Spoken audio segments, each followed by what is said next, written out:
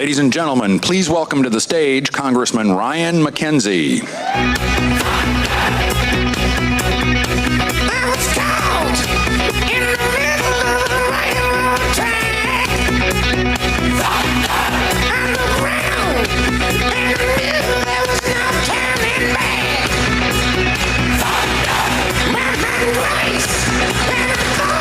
What a welcome. Good morning, Lehigh Valley. It is such a pleasure to be here as your United States Congressman. I'm Ryan McKenzie, and I was born and raised in this local community, and then I'm raising my family here, and I have to tell you, it was exciting to land at ABE on Air Force 2 with our Vice President, J.D. Vance.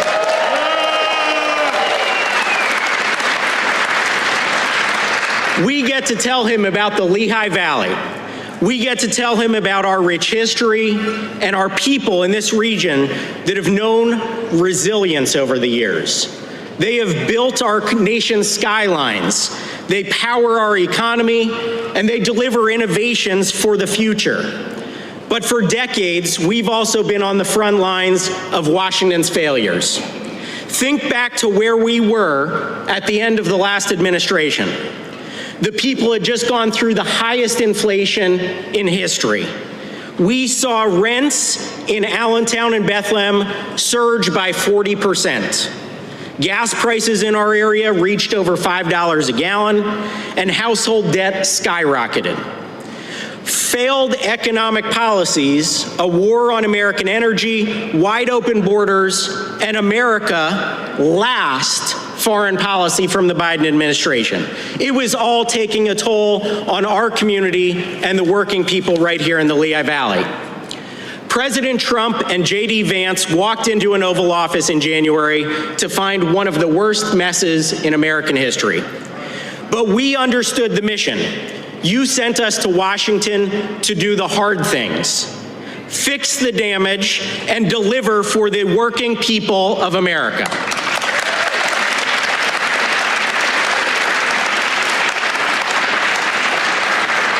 So we got to work. We had a border that was wide open with over 10 million people coming through illegally during the Biden administration. Massive amounts of drugs, human trafficking, gun smuggling. People said it couldn't be fixed. Well, this administration has brought illegal border crossings to the lowest level on record, and we in Congress back them up with funding to do that.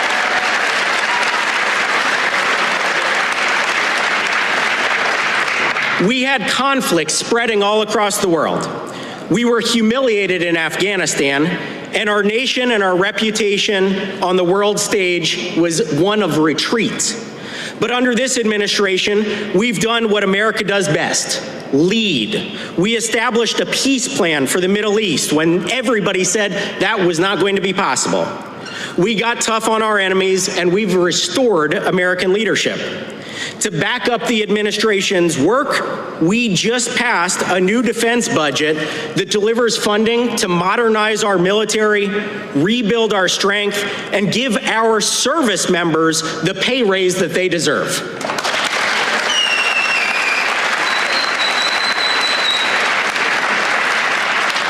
We also had an economy where energy costs were hitting families hard, with gas prices soaring and our nation going hat in hand to dictatorships around the world for oil. We were told the only way to get out of that situation was by making sure that we banned gas cars, that we had ridiculous cap and tax schemes like the one that Governor Shapiro was pushing here in Pennsylvania that would have driven up our energy costs significantly. They also tried to fool us and tell us that these things were called the Inflation Reduction Act. We know that was another failure. But this administration, the Trump administration, has unleashed American energy production like never before, achieving record highs in oil and natural gas output, driving down gas prices nationwide, and restoring our position as the world's top energy producer.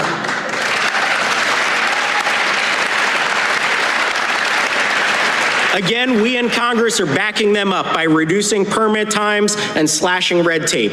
Now let's recap. During the last 11 months, with this Congress and this administration working together, we have now been able to secure the border, have a stronger nation, a safer world, an energy revolution that is going to bring down costs for everyday Americans. It's incredible. On issue after issue, the administration has delivered on its promises in a way that no administration has done in memory. And we're pushing ahead with our plans to build an economy where prices are more affordable, wages are higher, and working families can thrive. When seniors said they were struggling after 4 years of Bidenomics, we delivered a new $6,000 bonus deduction, eliminating taxes on Social Security for 88% of seniors.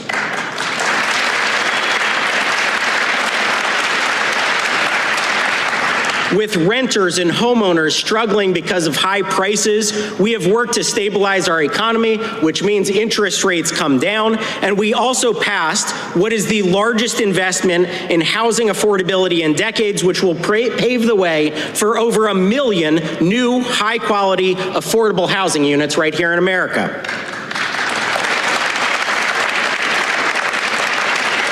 When tipped workers said they wanted to keep more of the money they earned, and when overtime workers said they didn't want to get punished by the IRS for 60-hour work weeks, we passed sweeping tax relief on tips and overtime.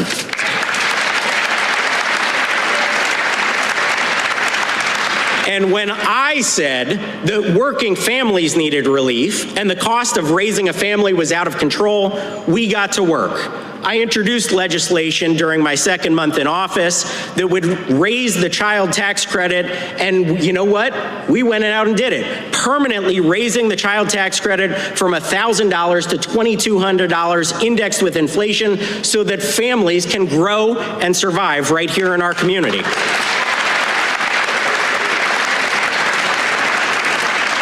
Add on top of that new savings accounts for children that are funded with $1,000, and you see how we are investing in the future.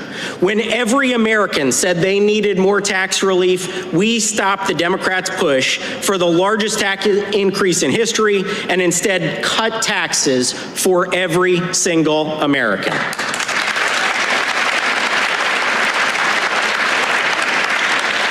This is what happens when you have a Congress and an administration that puts America first.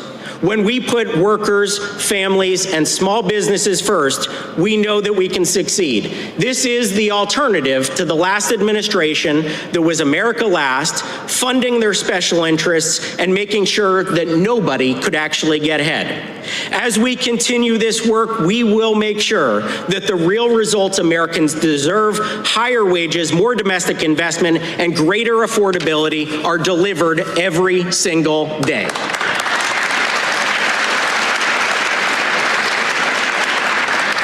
Now, there is more work to be done. There is no doubt that it takes a long time to roll back all the failures of Bidenomics.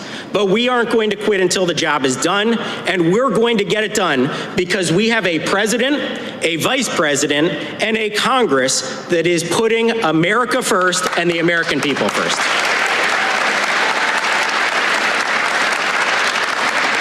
I just want to say again, in closing, what an honor and a privilege it is to represent the Lehigh Valley, my home community. You have given so much to me over the years, and I look forward to giving back to you every single day that I'm in office. Thank you again for being here. Merry Christmas, everybody. God bless, and God bless the United States of America. Ladies and gentlemen, please welcome the Secretary of Labor, Lori Chavez DeRimmer.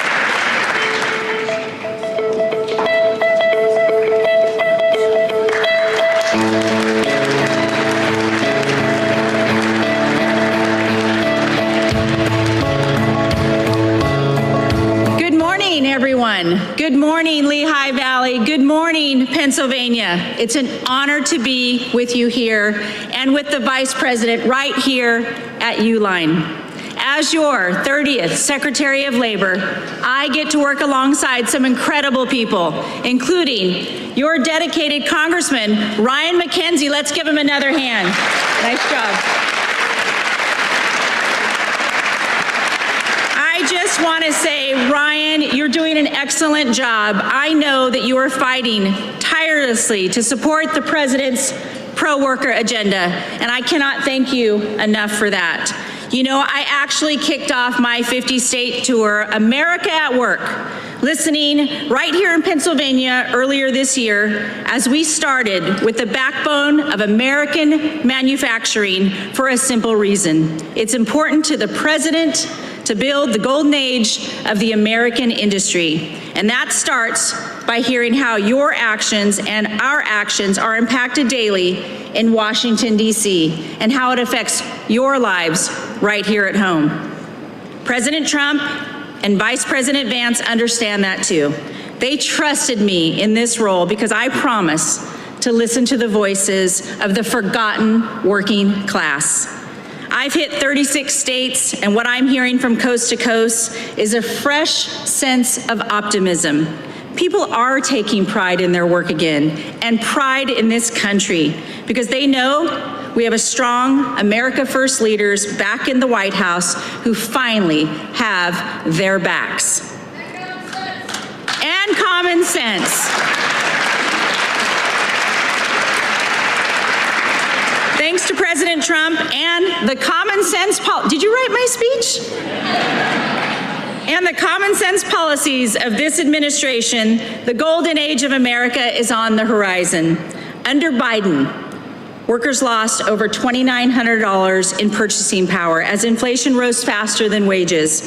But under Trump, inflation is coming down and real wages are back on track to increase by nearly $1,200 after his first full year in office. Trump's deregulatory efforts are saving $180 billion or $2,100 per family of four. And let's not forget the largest tax cut in American history. I was a former member of Congress, and I can tell you that was the biggest piece of legislation they will probably ever vote on in this lifetime. And it's for the support of the working family, the no tax on tips, overtime, and Social Security. And thanks to the working family tax cuts, a family of four in the state of Pennsylvania will see $7,000 to $11,000 more in take-home pay. That is their money that they earned, and it should stay in their pockets. We're reversing Biden's cost of living disaster that hurt so many working families, dropping of drug prices, gas prices at the lowest in 4 years. Jobs are coming back online, and people are finally getting off the sideline. The labor participation rate is going up. We want more people to be looking for jobs and in the workforce. We just received the jobs numbers this morning. A positive 64,000 jobs were added under this administration.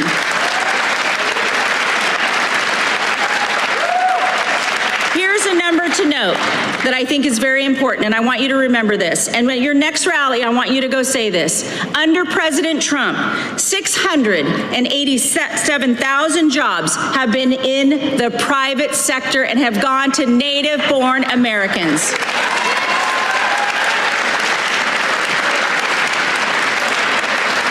We have a master negotiator in the Oval Office, that shouldn't be a surprise to any of you, who is putting America interests first by striking the new trade deals to restore the U.S. as the world's manufacturing superpower. More than $18 trillion have been committed as investments into this country to hire thousands of new Americans and thousands of new jobs. Made in America is back. U.S. exports are up 6% over the last year, and the trade deficit continues to shrink. President Trump is leveling the playing field for American workers, manufacturers, creating an economy that works for you, not against you. I can tell you, at the Labor Department, we remain laser focused on putting American workers first. Under President Trump, all job gains have, as I mentioned, have gone to American-born workers.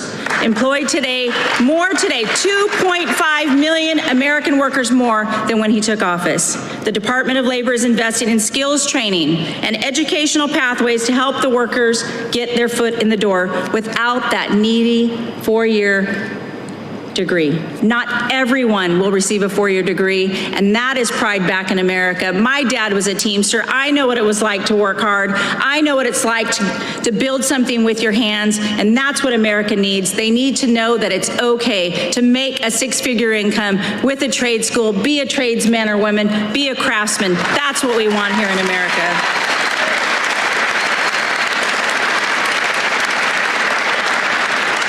You all know that the future of this country won't be forged in the halls of these woke universities. It'll be at the hands of the skilled worker. We recently awarded $86 million in industry skills funds to prepare the American worker for those in-demand jobs of the future. President Trump set a goal. I talk about this all the time. 1 million active apprentices across this country. And since he has taken office, we have registered more than 300,000 new active apprentices and registered over 2,400 new programs at the Department of Labor.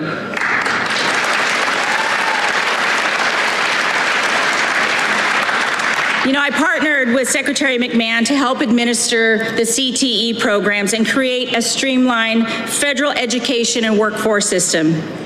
Nearly 70% of fourth and eighth graders are not proficient in reading. The current top-down structure is failing our kids, and so we're going to dismantle the bureaucracy in Washington, D.C., and give the autonomy to the states and send those dollars so that we can have a direct line for the in-market demands of what the jobs are and having the skilled workforce and draw the line from A to B. It's that simple. Get these workers in the workforce. It's what they want each and every day, and we're bridging that gap for those labor market shortages so that you can have mortgage-paying jobs. Listen, as I wrap up here, I want to emphasize to all of you, it's an honor to defend your shot at the American dream. No matter your background, the industry, President Trump's Department of Labor has your back. And that's why you are so special to me, and it's special to be here today. Getting to see thriving family-owned businesses like Uline that started from the ground up. That's the American dream right here. And I'd like to now introduce who embodies that dream. He serves the American people with a deep understanding of what hardworking men and women in this country are up against and what they are capable of. He embodies the same tireless work ethic that built our great nation. He and the Second Lady share that with their children, and in turn share that with America's children. Our Vice President knows that the true heartbeat of America isn't in Washington, D.C. It's right here with you. He's doing an incredible job to help revive our manufacturing sector and ignite our economy. And it's an honor to work with him to put you, the American worker, first. Please join me in welcoming the Vice President of the United States, Mr. J.D. Vance.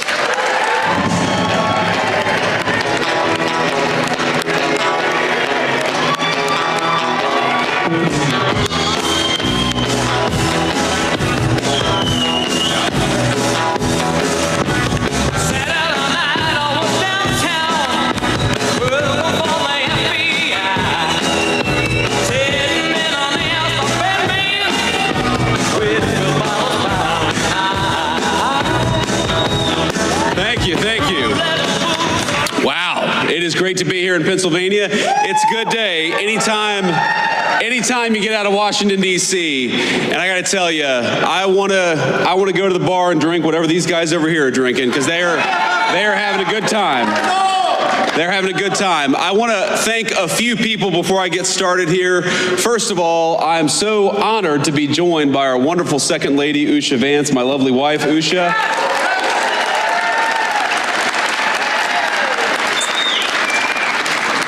I want to thank our great Secretary of Labor, Lori Chavez DeRimmer, who's doing an amazing job, and she's focused on something that I think is very much close to the heart of our great workers here in Pennsylvania, which is this very simple idea that you ought to be able to raise a family and earn a good wage even if you don't go to college. We don't want to force everybody to go to college. We want to empower people who want to work with their hands to earn a good wage and do a good job, and she's fighting for that every single day. Lori's doing a great job.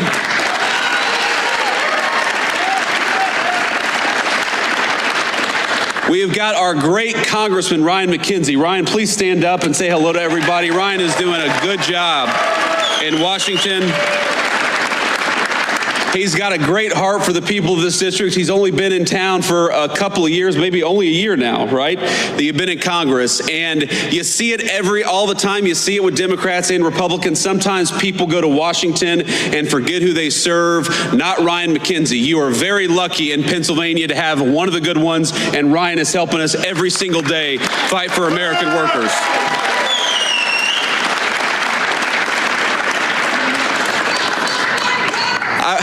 I believe, young man, shouldn't you be in school? We got a great young patriot over here. You got to come up and take a photo afterwards. But I also want to give a shout out to Treasurer Stacey Garrity. Stacey, thanks for everything that you do, and thanks for being here today. Where is she? There we go. And of course, finally, to all the employees and the management, the good people of Uline for making it possible to be here. This is a massive facility, and I think that it speaks to what's going on in the United States of America under the past 10 months of Donald J. Trump's presidential leadership.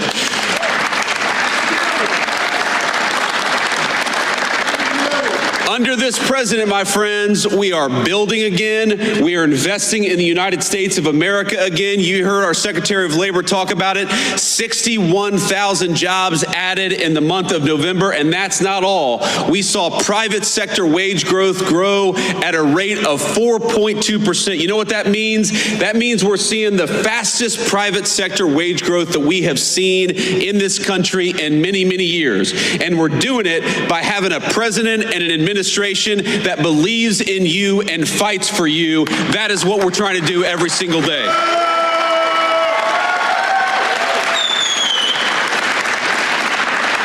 Now, I will say, as excited as I was to be here this morning, I remember when I got off the airplane, and it is cold. And, you know, like a good gentleman, I let my wife come down the steps first, and then I get to the bottom of the steps, and there's a bunch of firefighters from the great Lehigh Valley who want to take a photo with me. And obviously, I love our firefighters. I'm happy to take a photo. Now, here's the problem. To the right of me is all these media cameras, probably broadcasting my every moment on national television. Some of the fake news gathered with us here today.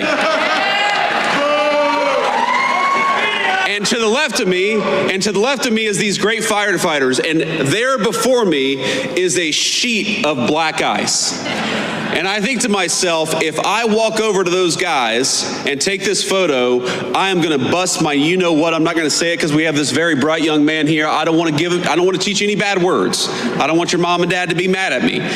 So I do what any self-respecting man would do in a situation like that. I send my wife to go and take a photo with the firefighters. No, I didn't. I actually didn't. I did it the right way, but I did do sort of the Biden slow shuffle to get over there. I did not want these national cameras to catch me doing anything, you know, because if I wiped out on that runway, you all know that would be national news for the next week. Now, Joe Biden could fall walking up the steps in broad daylight in 80-degree weather. Nobody would mind it, but if me or the president do anything like that, it's going to be plastered all over the news. But now we're here. We've made it. We have not wiped out, and we're here to talk about America's economic comeback. And ladies and gentlemen, we needed an economic comeback in the United States of America. We needed it.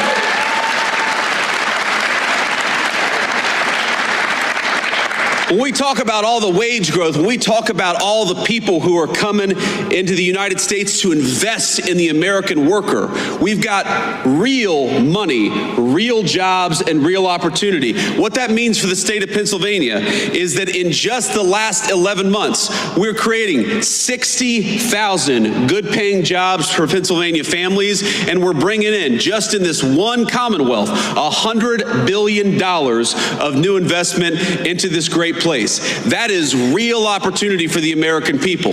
That is real wage growth for the American people.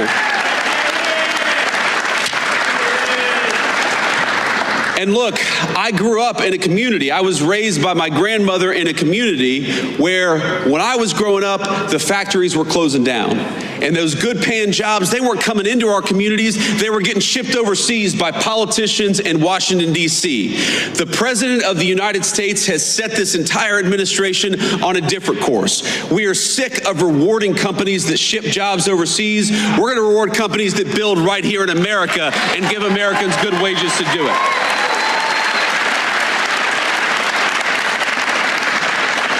And you already see it, my friends. You already see it in some of the numbers that we're seeing. When I talk about what we are most proud of, I probably start with what we've been able to do at the southern border, and we'll talk about that in a second. But right after that is, if you go to the Biden administration, the average American family lost $3,000 of take-home pay through the terrible inflation of the Biden administration. In just 10 months of the Trump administration, the average American family has gained about $1,000 of take-home pay. Now that difference could not be starker. When Joe Biden was president for 4 years, he took $3,000 out of your pocket. And in just 10 months of the president's leadership, we have put $1,000 back in your pocket. That's what that means. And that's just the beginning, my friends. That is just the beginning. Because if you look at what we are doing every single day, you are going to have, and if this doesn't turn out to be true, I'll come back here and you can all tell me I'm wrong. But I'm telling you, it's going to be true. You are going to have middle-class Americans, middle-class Pennsylvanians, some of the best tax season in 2026 that you've ever had. Because if you look at no taxes on overtime, no taxes on tips, when we talk about no taxes on your auto loans if you buy an American-made car, now those are political words. I'm sure you've heard them on TV, but starting with tax season in just a couple of weeks, you are going to see that in your tax refund. That's what that means. More money in your pocket because you've got a president and a Congress that are fighting for you for a change, and that's exactly what it should be.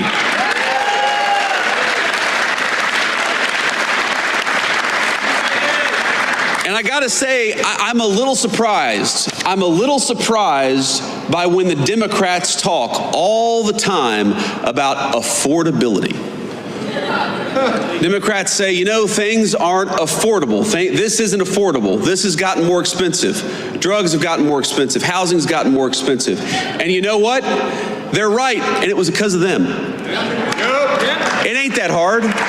If you go back to the 4 years of the Biden administration, why did housing get so expensive, double in price during the Biden administration? It's because Joe Biden let in 20 million illegal immigrants who took homes that ought by right go to American citizens and to the people of this great state.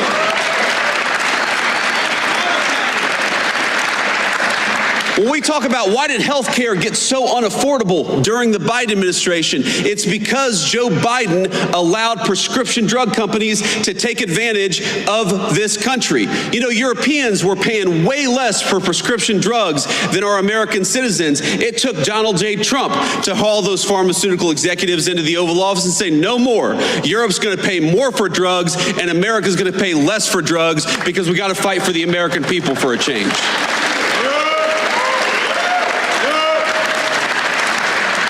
Why have rents gone down for 4 consecutive months? And I know they're still too high, but why have rents gone down for 4 consecutive months? Because we're starting to get those illegal aliens out of the United States of America.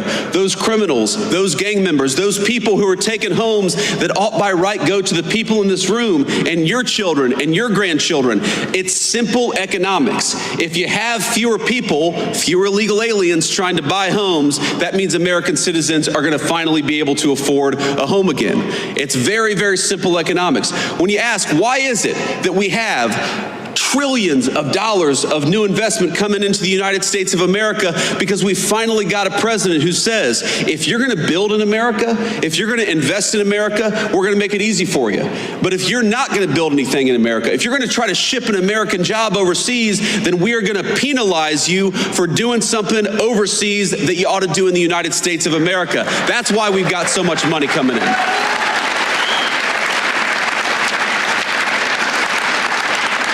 So if you look at every single affordability crisis that we talk about in the United States of America today, it's because we inherited a nightmare of an economy from Joe Biden. The highest peacetime debt and deficits in the history of the United States of America, that blows the door off inflation. The highest energy prices in the history of the United States of America. We are in one of the great energy regions in the entire world, not just in America, in the entire world. You know why energy prices are lower? You know why gas prices have come down so much? Because we finally got an American president who wants to invest in American energy and American workers instead of green energy boondoggles that are produced overseas. Thank you. So on all these things, my point, ladies and gentlemen, is that we are making progress. And I never forget where I come from. I never forget who I serve. And I know that there is so much more progress to be made. I remember my grandmother in times like this of the holidays. Of course, I think a lot of us remember the loved ones that we've lost. I remember my dear Mamaw, that's what I called her. And I was in a particularly hard math class in high school. And she said, what do you need to do well in this class? My grades weren't so good. And she went out, even though she could not afford even the essentials in life, she went out and got me a calculator, a very expensive calculator, so that I could do well in this math class. I remember what it feels like for American families when you have the government take $3,000 out of your pocket through higher taxes and higher inflation. I know what it's like for a woman who's trying to support a grandson but can't afford her prescription drugs because pharmaceutical companies are taking advantage of the United States of America. I remember what it's like when you have to choose between putting food on the table or getting the prescription that you need to stay healthy. And that is not a life that Donald Trump or I want for the citizens in the greatest country in the world. We want you.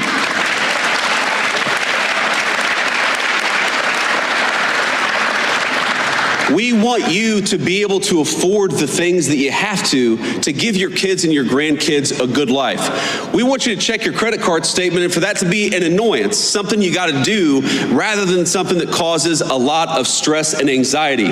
We don't want a single parent or grandparent to have to look at their checking account and decide whether they're going to buy food or whether they're going to buy medicine this month. We are fighting for you every single day. And I don't want you to think for 1 second that because Joe Biden gave us the worst economy in the world that we forget it. No, we know. We know exactly what we were left with. We know exactly the consequences that it's caused for so many of our great families all across Pennsylvania. And I promise you, there is no person more impatient to solve the affordability crisis than Donald J. Trump, the President of the United States.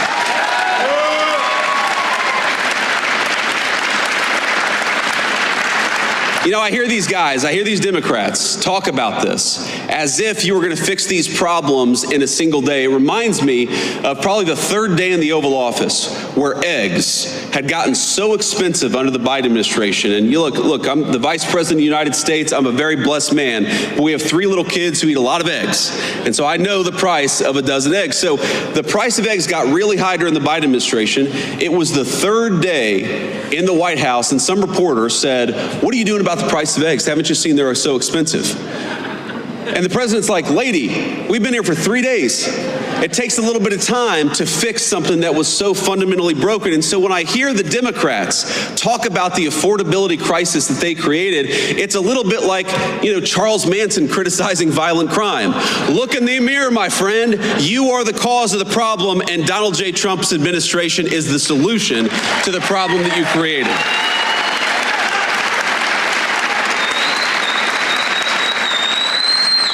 I want to say one more thing here, and then I want to take some questions from the reporters, and then we'll have to hit the road. But, this is such an amazing time to be in Pennsylvania. As much as I complain about the cold, and I do, as much as I almost busted my rear end on the tarmac today, I love being in the great state of Pennsylvania during this time of year. I love Christmas time. I love the beautiful trees. I love the snow on the hills. I love everything about this state this time of year. It reminds me a lot of my home state of Ohio for reasons that you all know well. But here's the thing. During this Christmas time, I think that we got to remember that we have a lot in the United States of America to be grateful for. And I am at the very top of the list of people who have a lot to be grateful for. I'm very grateful to my beautiful wife and our healthy kids.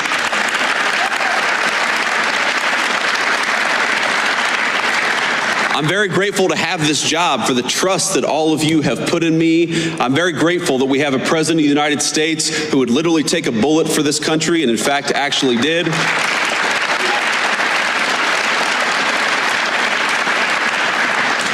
But I just ask all of you to count your blessings this holiday season, because there is a lot good out there. There's a lot that we're still working to fix. But I just wanted to say, from the President of the United States, from the entire administration, my friends in Pennsylvania, Merry Christmas to you. I hope your families have a Happy New Year. Thank you.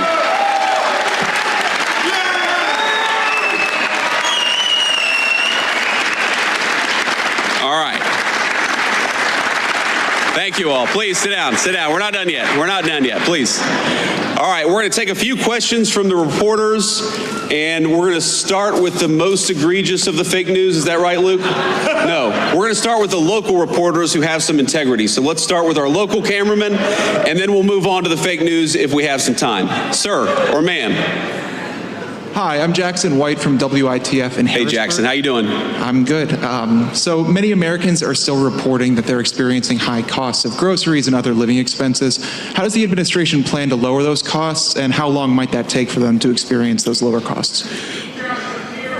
Well, Jackson, as I said earlier, I think the best way to understand this is if the American people had $3,000 taken out of their pocket, it's going to take a little bit of time before they really feel like that money's been put back in their pocket. That just takes a lot of time. It's a lot of work. And I think the best way to do it is, on the one hand, you got to lower costs. That's why that we're lowering regulations on American energy to get gas and groceries down. Now, how does energy connect to groceries? Because if the truck that takes the groceries to the grocery store is paying out the wazoo for diesel fuel, then that means every American's going to be paying more at the grocery. If the farmers who actually grow our food are paying way too much for fuel and fertilizer, that means American citizens are not going to be able to afford their groceries. So if we lower the price of energy, we lower the price of groceries, we lower the price of gasoline, and importantly, we bring good jobs back into this country so that wages go up, that's how you give people a shot at the American dream again. That is our job. That is what we ran on. That is what we promised to do. And after 11 months, again, the average American family is $1,000 richer than they were 11 months ago. Now, if you had $3,000 taken out of your pocket by the Biden administration, of course you're still struggling to get by. Rome was not built in a day, but we are committed every single day to making every single American who works hard and plays by the rules, we want them to get a little bit richer every single day. And we do believe that if we keep on making the right decisions, we keep on investing in the United States of America, we are going to find that the American citizens can afford a good life in their country again. That's our obligation, and that's what we're trying to do.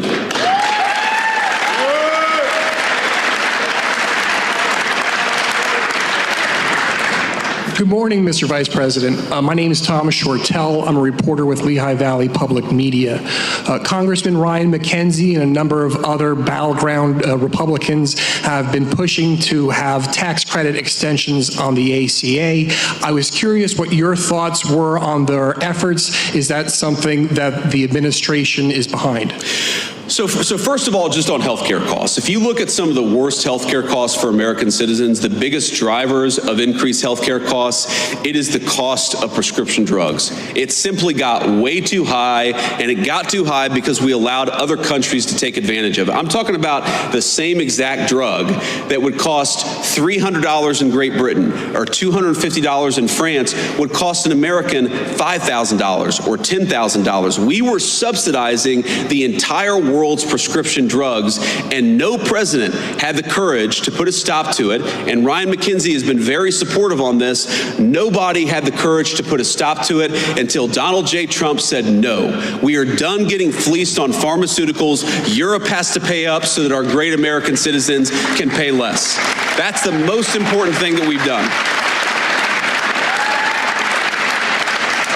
Now, you are right that the health insurance market, the health insurance system is totally broken. It's been broken for 15 years, and we're working with Congress, both Democrats and Republicans, to come up with a solution.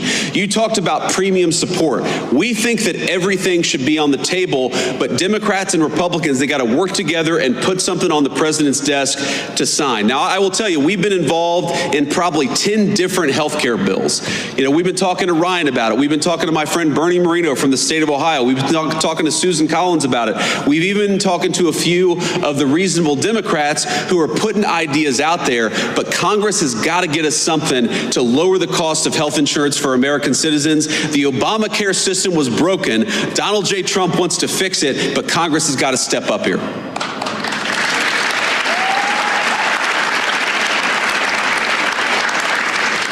Mr. Vice President, thanks for taking my question. I'm Hannah Brandt from News Nation.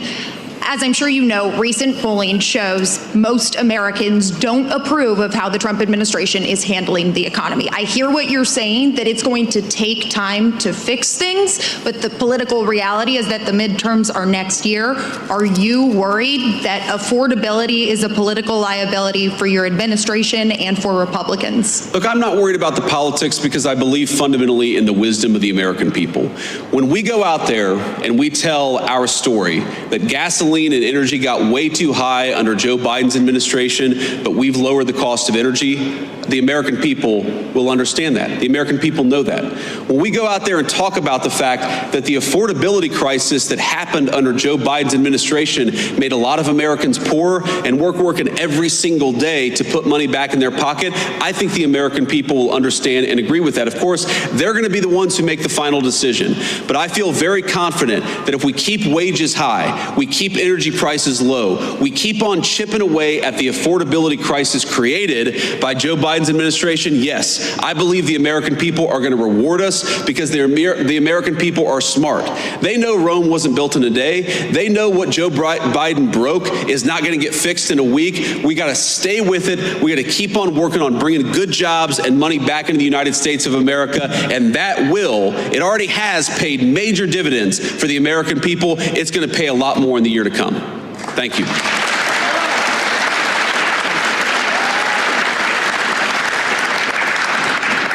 Thank you, Mr. Vice President. This is Elizabeth Mitchell from the Daily Signal. The health care bill released Friday by the GOP doesn't include health savings accounts.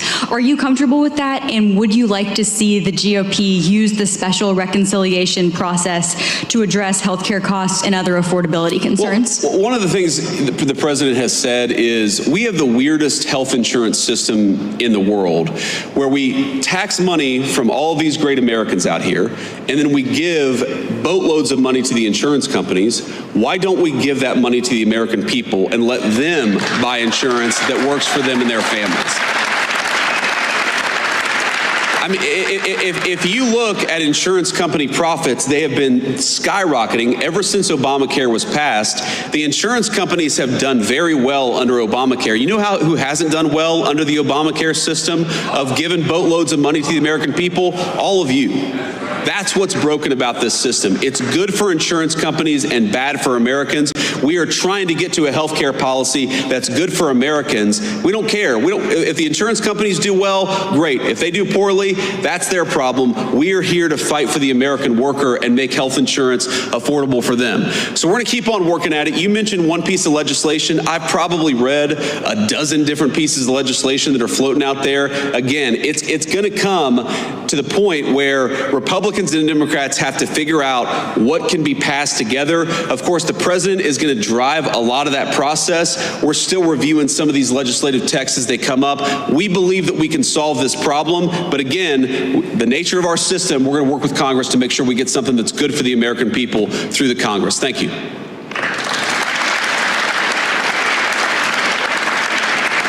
Thank you, Mr. Vice President. This is Irie Sentner from Politico. President Trump last week gave his economy a grade of A++++.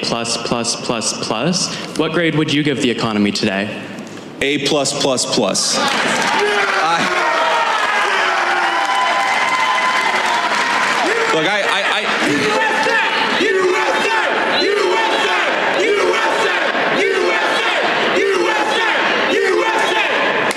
Look, Here's the simple fact of the matter. Again, you have to understand all of this stuff in context. You have to ask yourself, what has the Trump economy been able to build over the past 10 or 11 months, given what we inherited from the Biden administration? Ladies and gentlemen, we had the worst inflation crisis in 50 years in the United States of America under Joe Biden. We had the worst trade deficit in the history of the United States under Joe Biden. We had debt and deficits, the highest in the history of American peacetime in 250 years. What we have been able to do, higher wages, lower inflation, a massive amount of investment and money coming into the United States of America, that stuff is incredible. And that is something to be proud of. What I will say is that given how bad things got under the Biden administration, we are going to keep on working every single day to make sure that Americans feel the benefits of the Trump economy. I am certain that we've already seen great benefits for the American people, but we got a lot of rebuilding to do over the next 3 years, and the president is committed more than anybody to making sure that we do it.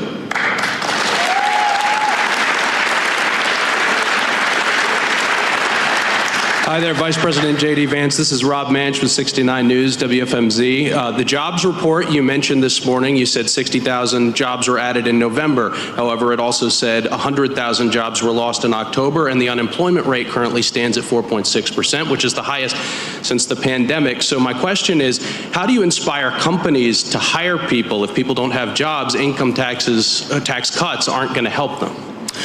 Well, first of all, the idea that income tax cuts don't help is ridiculous. If more people have more money to spend in their pocket, that's good for businesses, it's good for families, it's good for everybody. It's one of the ways why we do this. When we talk about 100,000 jobs, you're talking about government sector jobs, and that is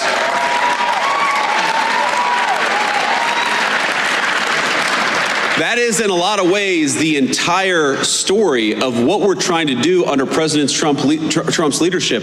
We want to fire bureaucrats and hire these great Americans out here. That's what we're trying to do. Now, you mentioned, this is an important point, you mentioned the unemployment rate ticking up to 4.6%. I think this is a very, very important point, because you know what that means? What that data shows, and you got to get in the weeds a little bit, the unemployment rate only counts the people who are looking for work. So let's say you dropped out of work 2 years ago, you haven't been searching for a job, well, you're unemployed, but you're not counted in the official unemployment statistics.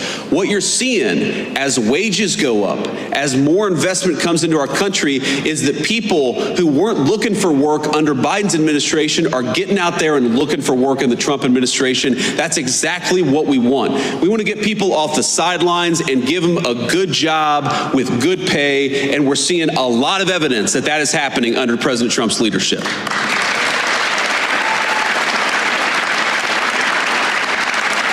We'll take one more question.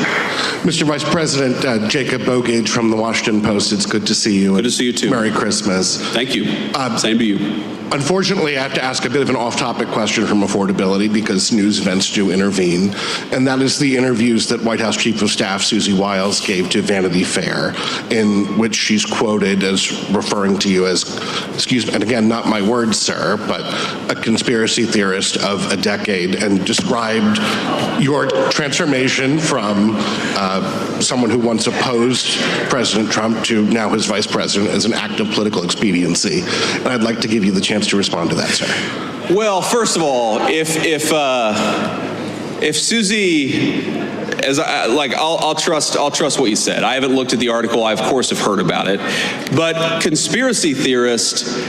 Sometimes I am a conspiracy theorist, but I only believe in the conspiracy theories that are true. Yeah.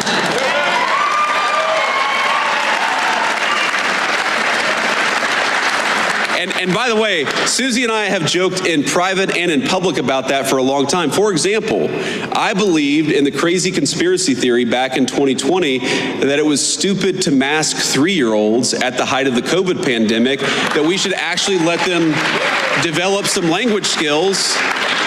You know, I believed in this crazy conspiracy theory that the media and the government were covering up the fact that Joe Biden was clearly unable to do the job.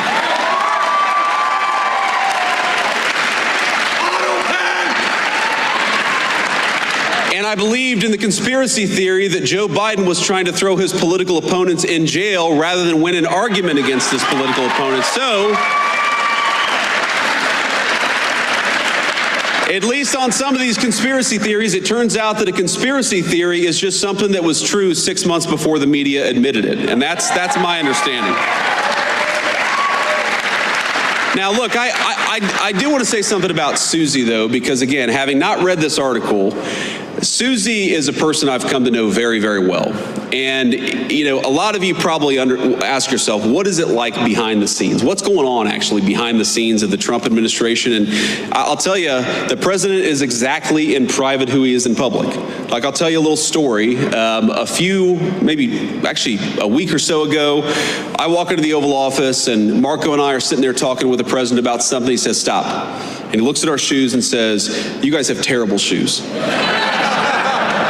So he goes and gets a shoe catalog. Now remember, this is the Christmas season, so the president's got some holiday cheer. He goes and gets a shoe catalog and gets his favorite shoes and orders like 4 pairs of shoes for me and 4 pairs of shoes for Marco, because he's like, you know, we need our vice president or secretary of state to look their very best.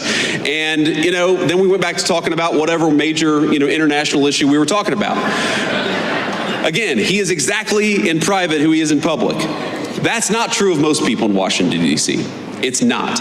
And I've seen so many people who will say one thing to the president's face, Democrats and Republicans, and then will do the exact opposite behind the scenes.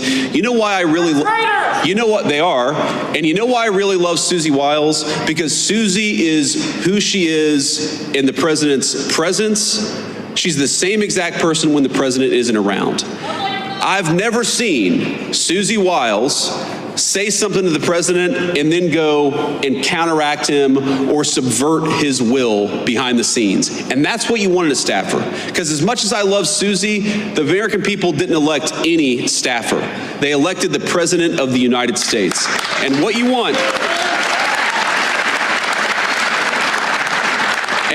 want in a staffer is a person who understands they are there to effectuate the will of the American people, and they're there to follow the orders of the duly elected commander-in-chief of the United States.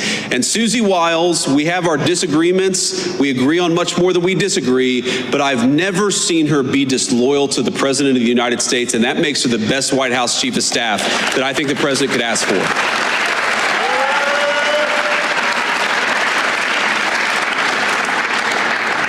And the last thing I'll say is, if any of us have learned a lesson from that Vanity Fair article, I hope that the lesson is we should be giving fewer interviews to mainstream media outlets. So with that lesson internalized, I'm going to stop taking questions and just leave you with one final note. And again, it's just a note of gratitude. This is the coolest job I've ever had. Agree with us or disagree with us, I'm sure that every single person in this room made something happen to get me to this job. You went out there and voted. Maybe you persuaded one of your relatives to vote, maybe even volunteered or knocked on doors or made phone calls for us. I will never forget that my job every single day is to make it so that you guys can have a safe and prosperous life in this country that all of us love. Thank you. Thank you. We inherited a mess, ladies and gentlemen. I'm not going to show